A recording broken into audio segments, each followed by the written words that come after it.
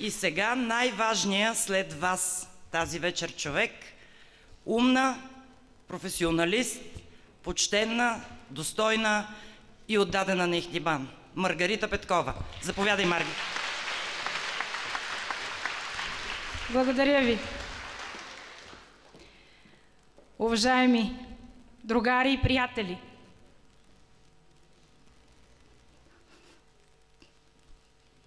тази битка ще бъде наша, защото всички сме заедно.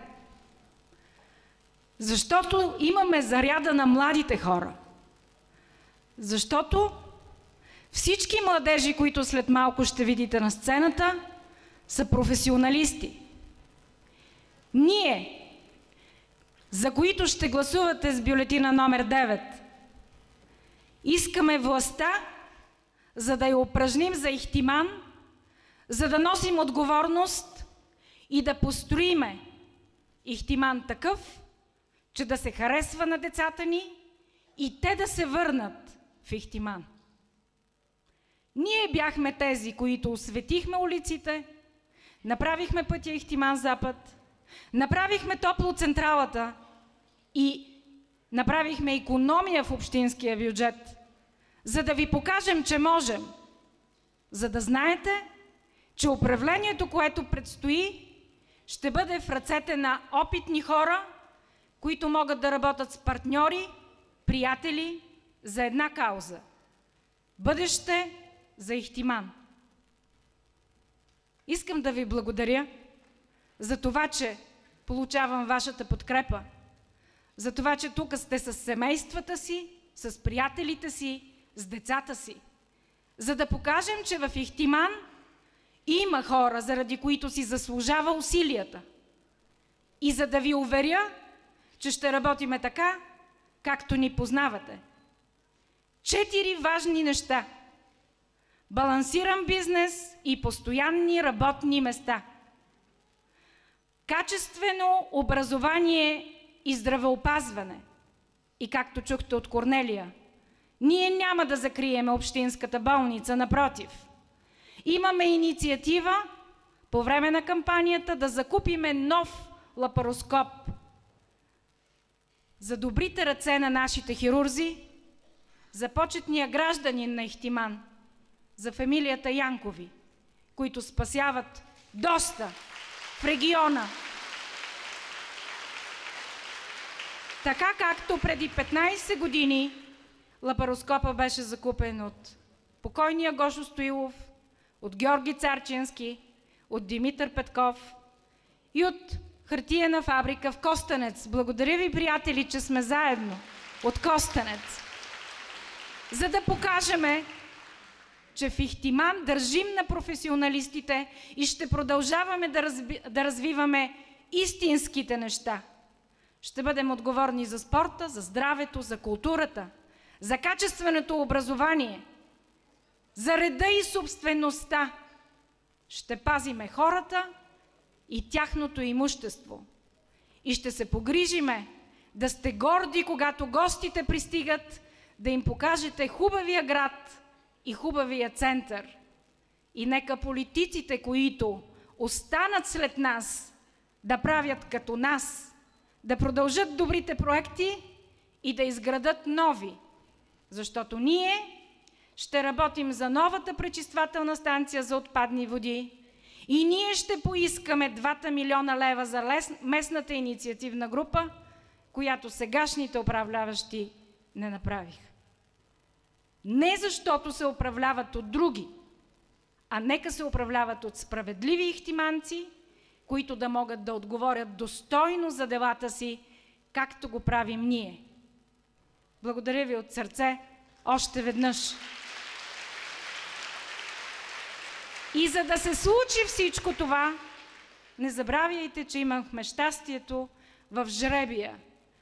Най-доброто число е нашето. Гласувайте с номер 9.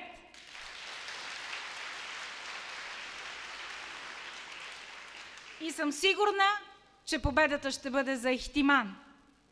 А сега на сцената бих искала да ви покажа младите хора, заради които Направихме програмата си, направихме екипа си, стоим достойно пред вас и знаем и ви благодарим, че отново ще получиме вашето доверие на 25-ти с бюлетина номер 9. На второ място в нашата листа Даниел Божилов. Работи в Toyota Balkans, корпоративни менеджер на корпоративни клиенти, завършил магистратура. Иванко Пандезов, познат за целия ни град, се извинява на всички вас, но ние уважаваме семейните причини. Ще бъде тук на заключителния ни концерт. Антоанета Терзийска, магистър по счетоводство и контрол, Стопанска академия Ценов Свищов, работи в Агенцията по заетост, дирекция регионална служба, досегашен кмет на село Стамболово. Антон Добрев, завършил Национална спортна академия, кинезитерапия, работи в дневен център за деца с увреждания в Ихтиман. Даниел Христов, на 35 години с 2 деца, магистър на Химико-металургичния университет, работи в НЕК, доайена на ихтиманските завод за електроди. Поздравления за колектива, който спечели златен медал на последния Пловдивски панаир. Георги Чавелов, завършил строителство архитектура. Познавате го като другаря, който винаги не предава политически битки. Работи в Булгартрансгаз. 3 пъти общински съветник. Мариана Милчева работи като менеджер в предприятието Билка Лайфстайл, козметичното производство, което всички ние познаваме като старата красна линия. Даниел Йорданов, бакалавър, Лесотехнически университет, работи в ловно стопанство Сокол Ихтиман, завършил горско стопанство. Марияна Коларска, икономически техникум София, частна фирма, управител и представител на Живково и Веринско сред нас. Госпожа Малина Стоилова Кацарова,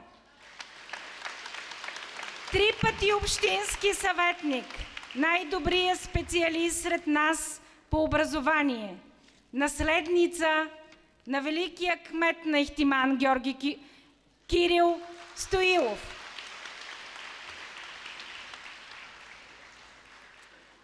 Красимир Георгиев, магистър, химик, отговорник, директор на Лукойл база Ихтиман. Иван Вуков, лидера на нашата партия, човека, когато говори, всички мълчим. Човекът, който устоя 25 години демокрация и винаги ни подкрепя, както в началото. Благодаря, Ваню. Младата смяна на фамилията Гроздеви. Димитър Георгиев Гроздев. Работи в Алмагес. Бижутер и бизнесмен, за съжаление не е сред нас. Иван Ангелов, частна фирма Чафето ЕОД. Георги Костов, партньора, който никога не предрава дружината. Другарят, който има своята заслуга за това нашия екип отново да е заедно. Валентин Джавезов, кмет на село Живково и настоящ кандидат за кмет на село Живково. Стефан Бонев, кандидат за кмет на село Стамболово. Магистър, завършил Лесотехнически университет. Младата смяна в нашата политика. Село Черньово, кандидат за кмет Пламен Здравков. Частна фирма познат като авторитет на всички в селото Черньово. Има предизвикателството да спечели в най-важното село за нашия екип. Село Полянци. Марианка Делчева, партиен секретар на основна партийна организация Полянци, работила в ТКЗС Ихтиман, по-настоящем продавач в РПК Ихтиман. Уважаеми дами и господа, другари, това са нашите кандидати. Това са хората, които са необходими, за да изпълниме нашата политическа основна задача за следващия си мандат. А сега дайте възможност на младите. Има думата инициатора на Бъдеще за Ихтиман Даниел Божилов.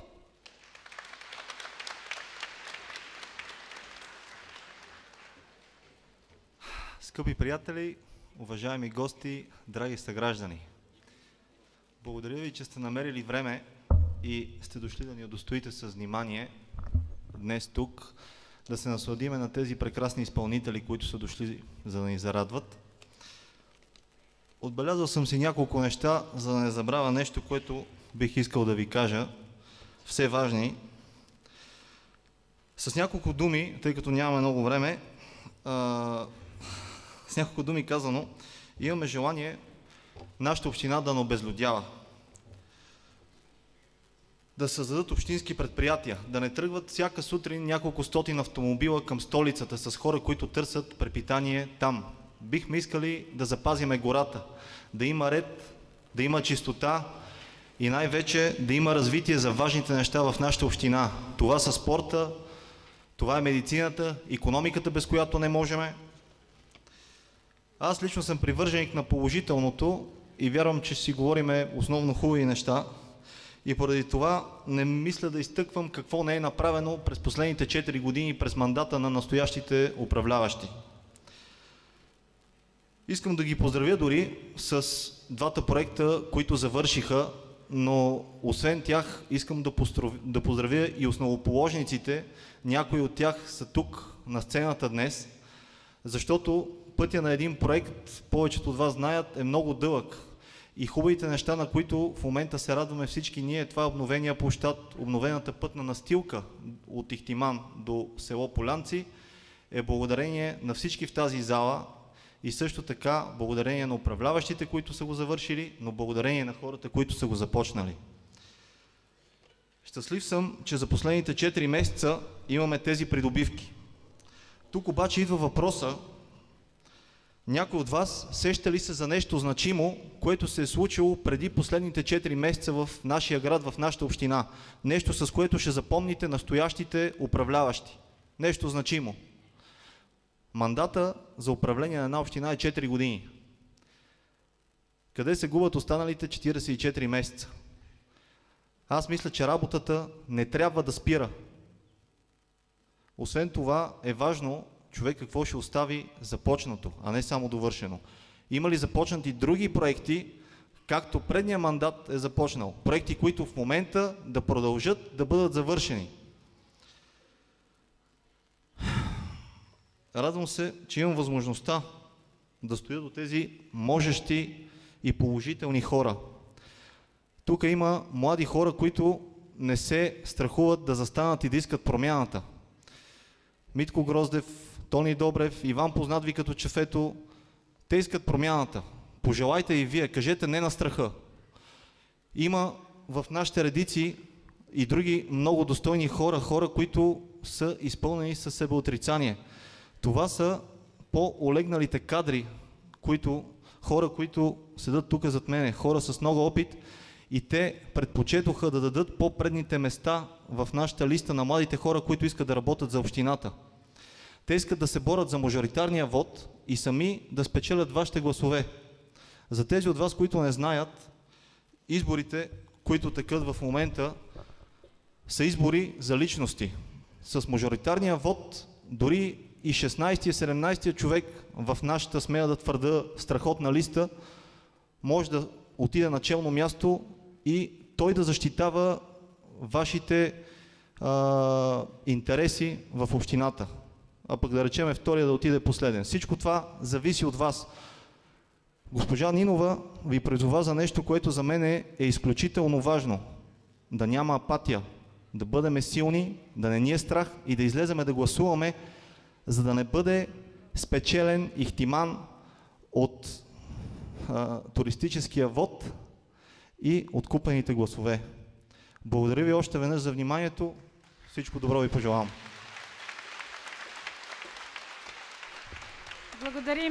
Благодаря на младите. Думата има 13-тия в нашата листа, който заслужаваше да ни води. Иван Вуков.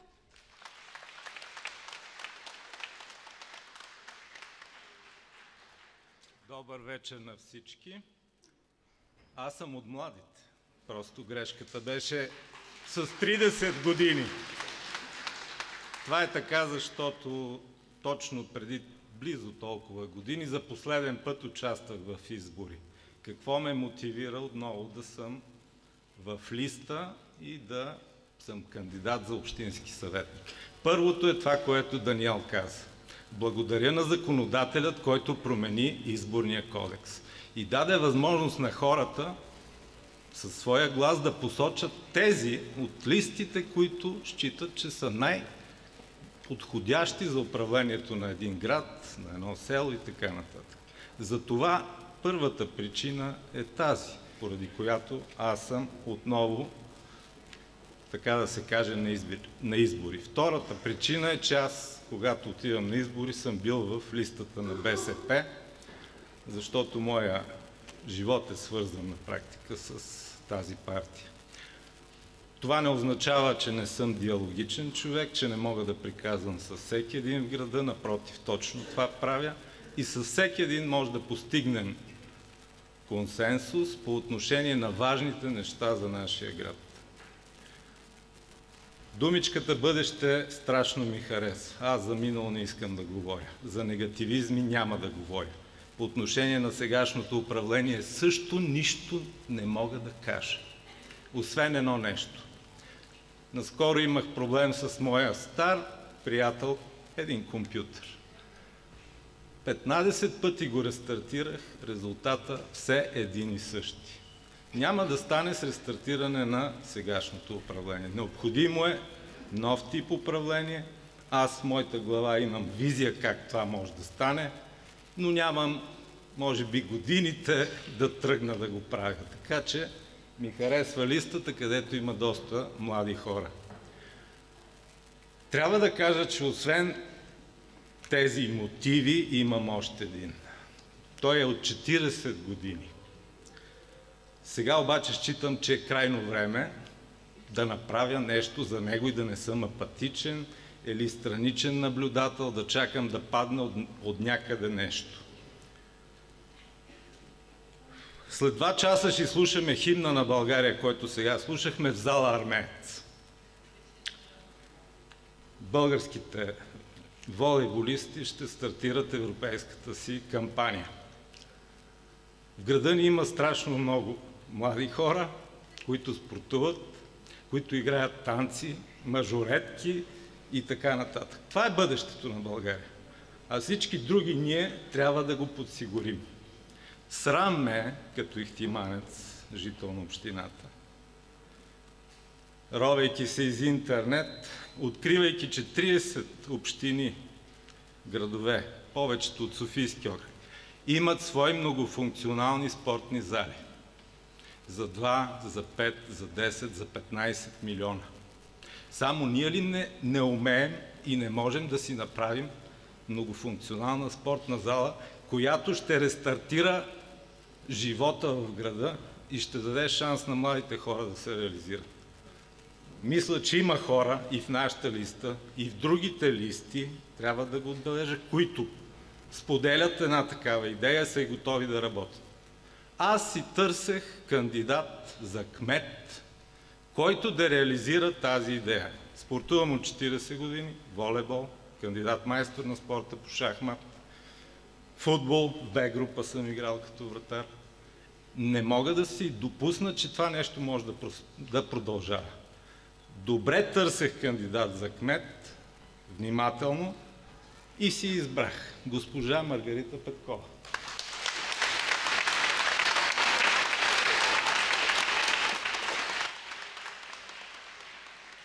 Убеден съм, че тя има и качествата, и опита от предишните мандати. Може да направи силни екипи, които да реализират моята идея.